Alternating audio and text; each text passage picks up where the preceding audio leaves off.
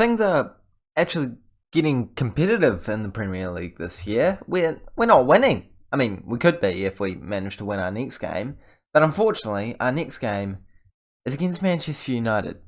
So, there's a very good chance we're not going to be top of the table at the end of this episode.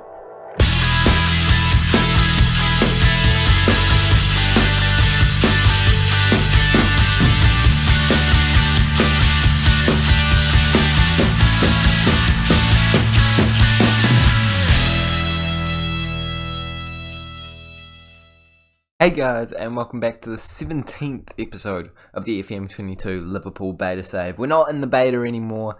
We are versing Manchester United and then Sevilla in our final Champions League group stage match of the year.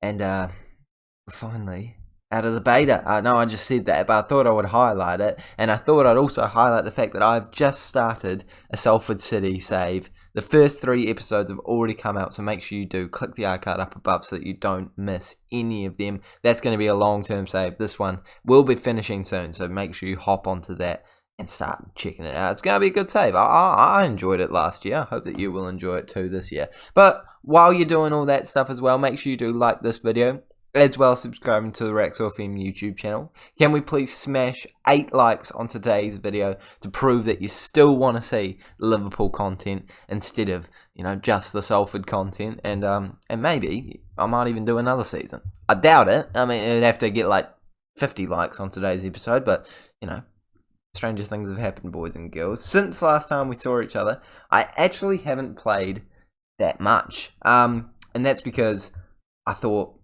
it would be more entertaining to verse Manchester United now instead of Bournemouth and Sevilla later. So we're going to do that. That's the general plan. The last few games that we have played off camera have been a 3-0 win against West Brom, a 1-0 draw against Arsenal, which isn't a bad result away from home, but not exactly what we were planning, and then a 1-0 win against Benfica, which has now meant that if we win our next game in the Champions League, we will be finishing top of the group no matter what. So, it's kind of redundant to be playing that last game if we do manage to win the next one, but I'm still going to cover it anyway. You go get the simulation done, and by showing you the later games, that's going to help me do exactly that. But before we go any further, I've already said all the stuff that I need to do, so let's keep going further. Let's jump into the first game of today's episode, and this is the squad that we're going with for it. Unfortunately, we do have some injuries. Mbappe, one of our main men, are out, as well as Alisson, which is really not an ideal injury, but they'll be back soon. I still back us against Manchester United. I'm thinking about going down to a more defensive approach, but I think just using this formation on a balanced mentality should be enough for now.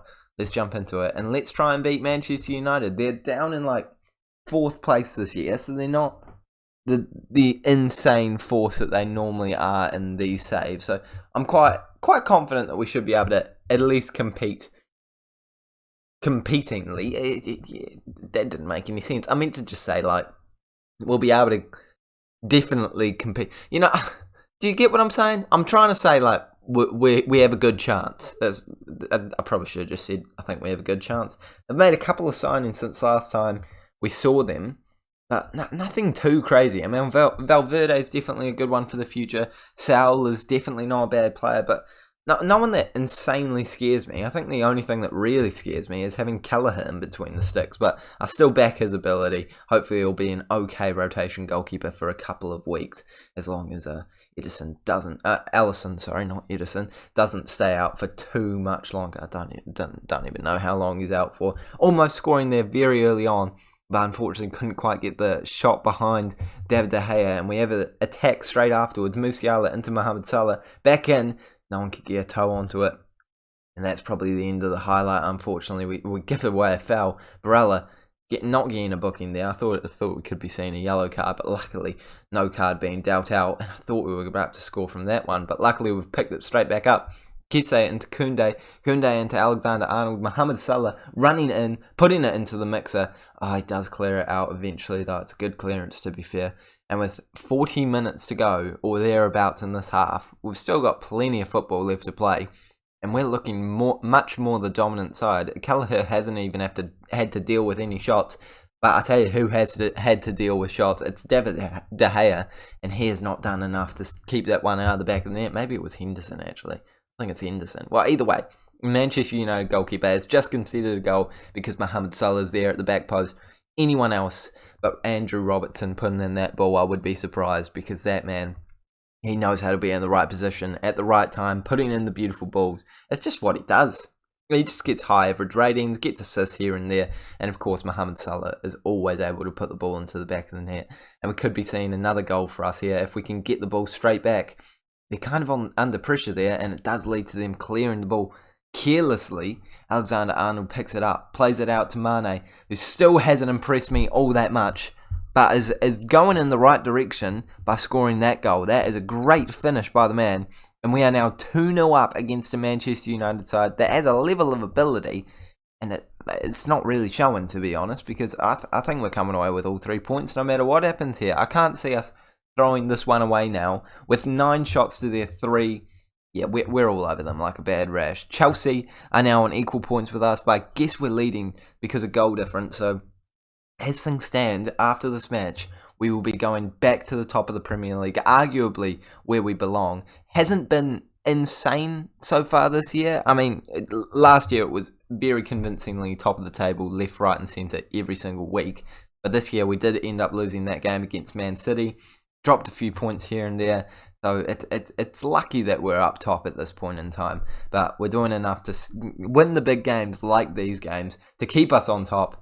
And Mane's got to be offside there. And oh my gosh, it is refreshing to have VAR. I mean, I don't know if it's onside or offside, but it's onside. Brilliant. But every single time you're offside in the Salford save, you know it straight away because it's been disallowed because they don't have VAR. It's refreshing. It's nice to, have a bit of mystery involved. If your player's tied offside, you like to at least have a bit of hope that they'll be onside. Whereas in the Salford save, straight away you're like, oh, nah, they're off, and I'm not getting a goal here. I'm thinking a substitution probably does need to be made, just for fitness reasons. I think I do have a couple of games coming straight up after this one. And I feel bad, because Sadio Mane has actually played really well in this game, and most of the time he doesn't. So I think I might bring... I am going to bring him off, because he is the most tired man on the pitch. But I feel bad for it. So to you Mane fans... At least I feel slightly guilty for making this change. I'm also going to bring off Musiala, and we'll bring Adeyemi into that central attacking midfield position. Okay, well, apparently we're just continuing the game, so I'll make that substitution in a separate timeline. No, we'll bring on Firmino and Cam. I think that's probably why. Kesse's injured. Oh, that is annoying, and we'll have to bring Keita on for him. Hope that he does a job, and hope that Kesse injury is not too long, because that man is a crucial part of our team. But with only 10 minutes to go in this match, I don't think it's going to affect this one. In fact, it could even lead to us getting another goal. Unfortunately, the shot not quite on target, but as I said before, very little time remaining, and we're definitely coming away with all 3 points here, going straight to the top of the Premier League once again. We could even be adding another goal to the tally. A 3-0 win looks a lot better than a 2-0 win. 2-0 is just like, oh yeah, they were the better side. 3-0 is like, yeah, they smashed that team. Well, I'd say 4-0 is probably more of a smashing, but 3-0 is still very respectable, and we have gotten the very respectable scoreline with Musiala. I thought I brought him off. I did bring him off, but it must have been because of the Kesse injury. I don't know, something. And it's a 4-0 win. How have I missed that? It was 3-0 before. Now we've made it 4-0. And that is a thrashing, boys and girls, against Manchester United at home. We've thrashed them. We'll beat them 4-0. Ole Gunnar Solskjaer is probably going to be sacked pretty soon because of it. And we're back to the top of the table with a goal difference of 24, 10 ahead of Chelsea. Leeds United. Oh my goodness, they're probably our biggest competitor right now. Okay, Chelsea are on higher points, but in terms of goal difference, to be fair, also if we're talking about goal difference, Man City's pretty up there. But we're refocusing on the Champions League right now. I'm going to play the next game in the Champions League off camera, and then play the final game against Sevilla. There's a good chance it's not going to mean anything, but yeah, that's the game I'm going to be playing. We're ready to go for this game against Sevilla, and yeah, it means nothing. Sorry, boys and girls. We did end up winning. So don't click off just yet, because Just watch the game. And what happened since last time? Yeah. See, there's a lot of stuff to still be sticking around in this video for. Also, just a wee side tidbit, I did actually just record both my Barcelona 3 signings and 3 sales video, as well as my Newcastle 3 signings and 3 sales videos. So if you guys want to check those out, please do click the icon up above so that you don't miss them. Great content over there, great advice. And since last time we saw each other, we've only picked up wins: a 5-0 win against Borussia Mönchengladbach and a 5-2 win against third place Leeds United, which leaves us in second place in the Premier League, but could be going up to first place before we leave and go on a massive international break for the World Cup. I'll tell you who wins it, but I won't be making a video about it because Lelujo's already done that, and yeah, I don't really feel like people are going to be that invested in a Raxol FM World Cup thing if Lelujo's already done it. But you know, maybe I'll change my mind. We'll see what happens. Let me know down in the comment section below. I probably will have actually simulated forward before then. But for now, let's jump into this game. And it is a completely rotated squad for obvious reasons. We're already through. I'm not even worried about it. You know, even Williams can play there. Alexander-Arnold, come out of the squad. We don't want you getting injured. Let's jump into it. And let's come away with a win. Don't you just love that our rotated squad involves, like, amazing players? Just absolutely jokes of players. Jesse Lingard finally getting a start in the Champions League. He will be quite disappointed he didn't get more game time. But, hey, I back us. Is Sevilla playing for anything? I think they're already through too. So they may as well just let us win. I don't know why they would, but they may as well. Might as well, while they're in this position. And they've just let us score. Madueke putting a great ball in for Diogo Jota, who's of course going to nod it into the back of the net. He's got a level of ability, that man. He's very, very good as that left wing striker, right wing rotation option. Love to have him in the club and love to have him scoring goals like that. And after just 3 minutes, it's already showing a sign of the times, boys and girls. It is us being the dominant side all over the world. We're a pretty world class outfit, aren't we? Still 80 minutes of the football match to go though, so let's not get too ahead of ourselves. Although we have just had another chance to score that I completely ignored because I'm still just happy about the fact that we're winning this game by 1 goal after 16 minutes. And we've got 18 points out of a possible 18 points in our European Champions League group. I really didn't think that was going to happen, to be honest. I did think it was going to be a bit tighter than this, but I'm not going to complain. If we end up winning convincingly, then we're going to have to verse an easier side in the second round and hopefully have more of a chance of going through even further. And we'll be finding out who we're versing in the second round, probably in tomorrow's episode, but I don't know if we'll actually be playing it. I imagine transfer window's coming around the corner, so we'll probably be covering that very soon. Of course, after I simulate the entire World Cup, there's going to be a lot of holidaying, boys and girls. A lot of holidaying. Madueke back into Williams, and we finally get another highlight, first highlight of the second half, and it could be Madueke scoring. Oh my goodness, mate. Okay, I'm not actually mad, because that's really close. It's just unfortunate that it's gone just wide of the post, and I think that would have confirmed it if we managed to put it in the back of the net there, although, of course, still only 1 goal up, so could switch at any point in time, and it could be switching now as they put a ball in, but we luckily hit it away, but they're straight back in. Oh, and that is a very good goal. And that is probably karma for being so cocky about winning this game the entire time. And a technical substitution might be on the cards very soon. We have a lot of good players on the bench who I think are probably thinking, why hasn't Raxo played me for this game? And they're probably correct in thinking that. We actually don't have that many amazing players on the bench because I think I was so confident we were going to be winning this game. I didn't even bother. So you live and you learn, don't you, boys and girls? We'll give Jones a crack on that right hand side just because Madueke is looking tired out there.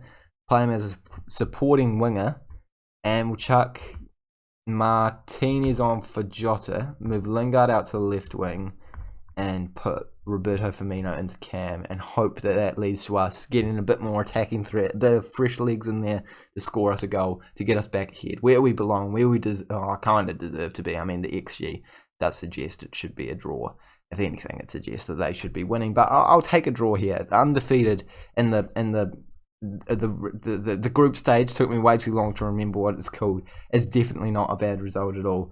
But I would like to see us win in the last few seconds. That'd be a good way to end the episode. That would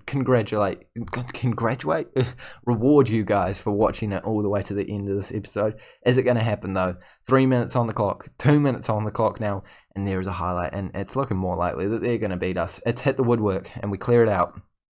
And now I'm just like, yeah, draws chill. Draw is absolutely chill, and it is a draw in the end. Probably a fair result. I mean, we did heavily rotate our squad, so you can't complain all that much. And we ended up finishing comfortably on top of our Champions League group, 6 points ahead of the rest of the teams. I think other teams are going to be looking at us as one of the favourites. And in terms of the other teams that we could be versing, it could be Roma, Arsenal, Monaco, Borussia, Dortmund, Sporting, Porto, it looks like, and maybe there's a couple. Every single one of those teams could qualify. I think Juventus is automatically through. Maybe. No, not quite actually. It depends on who they're versing. But, there's a lot of options in there, and hopefully Dynamo Kiev end up in that second place position, because we would love to be versing them. But for now, we are ending this episode. Thank you guys so much for watching. Make sure to smash the like button if you have enjoyed it. Subscribe to the Liverpool FM YouTube channel so you don't miss the daily Football Manager content that will be coming your way. And I will see you all later.